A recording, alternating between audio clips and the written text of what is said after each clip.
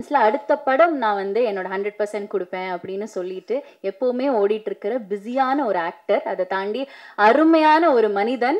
நம்ம எல்லாருக்குமே வந்து தமிழ் சினிமால ஓகே எல்லாருக்குமே பிடிச்ச ஆக்டர்னா இவரோட பேர் தான் வரும். காதலிக்க நேரமில்லை படத்தோட கதாநாயகன் திரு ஜெயம் ரவி அவர்களை பேச அழைக்கிறேன்.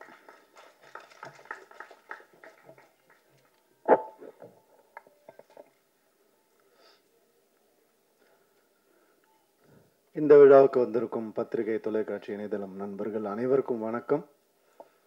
அழகான ஒரு மேடை, அது உங்களுக்கு பார்த்தாலே தெரியும். ஸோ இவங்க எல்லாருக்கூடையும் நான் ஒர்க் பண்ணியிருக்கேன்னு நினைக்கும் போது எனக்கு ரொம்ப சந்தோஷமாக இருக்குது. அந்த அழகு படத்துலையும் அப்படியே வந்து நம்ம கேம்மேக் வந்து கேப்சர் பண்ணியிருக்காரு. ஒவ்வொருத்தருடைய எக்ஸ்ப்ரெஷனையும் ஒவ்வொருத்தருடைய எமோஷனையும் அவ்வளோ அழகாக கேப்சர் பண்ணியிருக்காரு. அது கூடிய சீக்கிரம் நீங்கள் எல்லாரும் பார்க்க போகிறீங்க. மிகவும் ஒரு அழகான ஒரு கதை இந்த படம். இந்த படம் வந்துட்டு டைட்டிலே வந்து காதலிக்க நேரமில்லை பயங்கர கேட்சியாக இருந்துச்சு. அந்த நம்மளுடைய கிளாசிக் காதலிக்க நேரமில்லை அந்த டைட்டில் கிடைச்சது ரொம்ப சந்தோஷம். அதை எல்லாரும் அப்ரூவ் பண்ணது, இந்த கதைக்கு அது பொருந்துமான்னு நினைக்கும் போது அப்படியே அருமையாக பொருந்திருந்துச்சு. ஸோ அதுவே ஒரு பெரிய கிஃப்ட் எங்களுக்கு. இந்த டைட்டிலை செலக்ட் பண்ணுறதுக்கு முதல்ல ஹீரோக்கு தான் தேங்க் பண்ணணும். அண்ட் டைட்டில் கூட விட்டுட்டாங்க. அது என்ன நித்யா மேனன் முதல்ல, அப்புறமா ஜெயம் ரவி, அதுதான் முதல்ல ஒரு கேள்வியாக இருந்தது. அப்படி என்ன உங்களுக்கு கான்ஃபிடென்ஸ் அப்படின்னு கேட்டாங்க. செல்ஃப் கான்ஃபிடென்ஸ் தான், வேற என்ன கான்ஃபிடென்ஸ், வேற எதுவும் கிடையாது. ஐ மீன் நான் எல்லாமே உடைச்சிருக்கிறேன்னு நான் நம்புகிறேன். சினிமாவில் இது ஒரு ஜாம்பி படம், ஒரு ஸ்பேஸ் படம் அப்படின்னு அது மட்டும்தான் உடைக்க முடியுமா என்ன, இதையும் உடைப்போம் தான் நம்ம எல்லாரும் பேசி உடைச்சோம். அது நான் வந்து இந்த மேடையில் தான் அதை நான் சொல்ல முடியும். எவ்வளோ பேர் எப்படியோ ட்விஸ்ட் பண்ணிலாம் கேட்டு பார்த்தாங்க. உண்மை இது தான். அண்ட் இந்த ஒரு விஷயம் மாறி இருக்கு அப்படின்னு நினைக்கும் போது எனக்கு பர்சனலாக ஆஸ் அ ஹியூமனாக, ஆக்டர்லாம் விட்டுருங்க, ஆஸ் அ ஹியூமனாக எனக்கு ரொம்ப சந்தோஷமாக இருக்குது. இது வந்து நான் ஷாருக் கான் சார்கிட்டேருந்து தான் காப்பி அடித்தேன். அவர் தான் அவர் கம்பெனியில் முதல்ல ஹீரோயின் பேர் போடணும்னு ஆசைப்பட்டார். அதே மாதிரி நான் எப்போல்லாம் பெண் இயக்குனர்களோட நான் வந்து நடிக்கிறேனோ, அப்போ ஒர்க் பண்ணுறனோ, அப்போ எல்லாம் இந்த மாதிரி பண்ணணும்னு நான் நினச்சிட்ருக்கேன். அதுக்கு சப்போர்ட் பண்ணவங்க எல்லாருக்கும், என் ஃபேன்ஸுக்கு எல்லாருக்குமே ரொம்ப ரொம்ப நன்றி. உண்மை என்னென்னா, இது ஒரு மாயையை பெண் ஆணுன்னு நம்ம கிரியேட் பண்ணி வச்சுருக்கோம். பெண் இல்லாமல் ஆணுக்கு அர்த்தம் இல்லை, ஆண் இல்லாமல் பெண்ணுக்கும் அர்த்தம் இல்லை. இதுதான் உண்மை. இதே மாதிரி தான் எல்லாமே, பிளாக் ஒயிட் எது எடுத்துக்கிட்டாலும் அந்த ஆப்போசிட் மீனிங் இருந்தால் மட்டும்தான் அது மீனிங்காகவே ஃபார்ம் ஆகும். ஸோ அந்த ஒரு வகையில் வந்துட்டு ரொம்ப நல்ல விஷயம் நடந்திருக்குன்னு நான் நினைக்கிறேன். அண்ட் எனக்கு இப்போது எல்லாரை பற்றியும் பேசியிருக்கேன், நிறைய பேசியிருக்கேன். என்னை பற்றி கொஞ்சம் பேசலான்னு இன்றைக்கி ஒரு முடிவுக்கு வந்துருக்கிறேன். யாரும் தப்பாக எடுத்துக்க வேண்டாம், இந்த நேரத்தை அதுக்கு யூஸ் பண்ணலான்னு. ஏன்னா என்னுடைய கெரியர்லேயோ லைஃப்லேயும் இது ஒரு முக்கியமான டைமாக நான் பார்க்குறேன். அதனால இந்த முடிவை நான் எடுத்தேன். அதுக்கு சப்போர்ட் பண்ணுவீங்க நம்புகிறேன். ஒரு தம்ஸ் அப் காமிச்சிங்கன்னா நல்லாயிருக்கும். Okay, thank you. Thank you sir. நிறைய அதான் அவங்க நம்ம உங்கள் பேர் தெரியல எனக்கு, சாரி. சப்னா சொன்ன மாதிரி வந்துட்டு வெற்றி வந்தாலும் தோல்வி வந்தாலும் ஒரே மாதிரி இருக்கேன் அப்படிங்கிறதுக்கு என்ன காரணம்னா, இப்போ நான் சொன்ன ஆண் பெண் தான். வெற்றி இல்லாமல் தோல்வியும் இல்லை, தோல்வி இல்லாமல் வெற்றியும் இல்லை.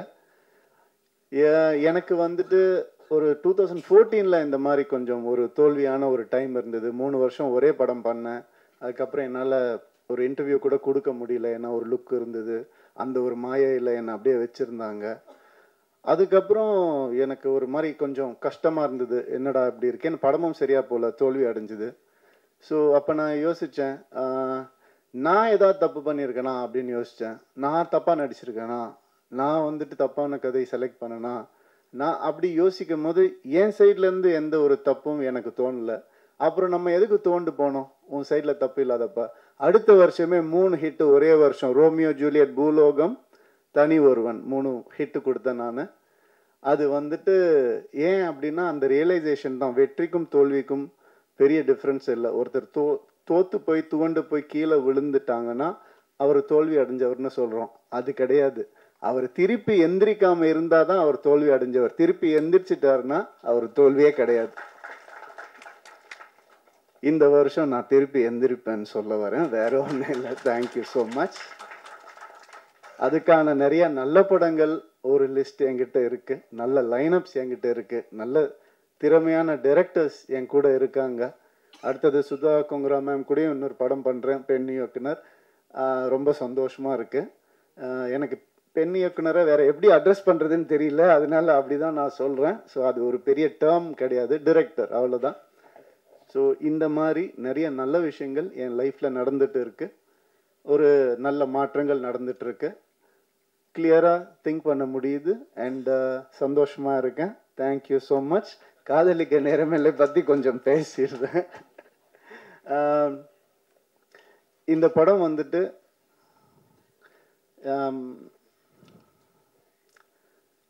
பாலச்சந்தர் சார் எப்படி அவருடைய ஈரால நிறைய விஷயங்களை உடைச்சு புதுசாக எந்த நெருடலும் இல்லாமல் காமிச்சாரோ அந்த மாதிரி கிரு வந்துட்டு இந்த படத்தை ஆஸ் அ ஃபீமேலாக அவங்க பண்ணியிருக்காங்க. அவங்களுக்கு பாலச்சந்தர் சாருக்கு கிடைச்ச அந்த பேர் இந்த படத்து மூலமாக கிடைக்கணும்னு நான் மனசார வேண்டிக்கிறேன். அண்ட் இந்த படம் பல உண்மைகளை வெளிக்கொண்டு வந்திருக்கு. உண்மைகள்லாம் ஒளிச்சு வச்ச உண்மைகள் கூட கிடையாது, நம்ம ஏற்றுக்க முடியாத உண்மைகளை வந்துட்டு வெளிக்கொண்டு வந்திருக்கு. அண்ட் இந்த படம் இந்த ஜென்சி அப்படிலாம் நம்ம சொல்கிறோம் இல்லையா, அது வேறு வழி இல்லை சார், நம்ம மாறி தான் ஆகணும். நீங்கள் வந்து பேப்பரும் பேனாவும் சில வருஷம் முன்னாடி பிடிச்சிட்டு உட்காந்துருந்தீங்க, இப்போ கேமராவை கையில் பிடிச்சிட்டு உட்காந்துருக்குறீங்க. அந்த மாதிரி இந்த படம் சில மாற்றங்களை கொண்டு வரும். அது ரொம்ப நவீனமாக இருக்கும், ரொம்ப மாடர்னாக கண்டிப்பாக இருக்கும். அந்த சில கான்செப்ட்ஸ் வந்துட்டு சொல்கிறது வந்து மிக தைரியம் வேணும். எப்படி வந்துட்டு கிரு வந்துட்டு ஒரு டயலாக், அதாவது உங்கள் எல்லாத்தையும் வந்து உங்களுடைய எல்லா பிரச்சனையும் வந்துட்டு ஃபெமினிஸ்ட் ஆங்கிளில் திணிக்காதீங்கன்னு ஒரு ஃபீமேல் டைரக்டர் சொல்லும் போது அதுக்கான வேல்யூ வந்துட்டு 100 மடங்கு அதிகமாகுது. ஸோ அதனால இந்த மாதிரி விஷயங்களை பேலன்ஸாக சொல்லியிருக்கிற ஒரு படம் காதலிக்க நேரமில்லை. நிறைய வேல்யூஸை வந்துட்டு புதுசாக சொல்லியிருக்கக்கூடிய ஒரு படம். நம்ம எப்போவுமே நம்ம லைஃப்பில் சினிமா ஒரு பார்ட், அதை யாராலையும் மறுக்கவே முடியாது. அம்மா அப்பா சொல்லி கொடுக்காத சில விஷயங்களை கூட சினிமா சொல்லி கொடுக்கும்ன்ற நம்பிக்கையில் தான் நான் சினிமாக்குள்ளே வந்தேன். அந்த மாதிரி இந்த ஜென்ரேஷனுக்கு சொல்லி கொடுக்க முடியாத, பேச முடியாத சில விஷயங்களை ரொம்ப அழகாக டீல் பண்ணியிருக்காங்க. இந்த மாதிரி திறமையான தைரியமான டிரெக்டர்ஸ் இன்னும் வரணும் தமிழ் சினிமாவுக்கு நான் ஆசைப்படுறேன். வர பொங்கலுக்கு இந்த படம் ரிலீஸ் ஆகுது. கண்டிப்பாக தேட்டரில் வந்து பாருங்கள். யூஏ சர்டிஃபிகேட் தான், ஸோ நீங்களே முடிவு பண்ணிட்டு வாங்க. தேங்க்யூ.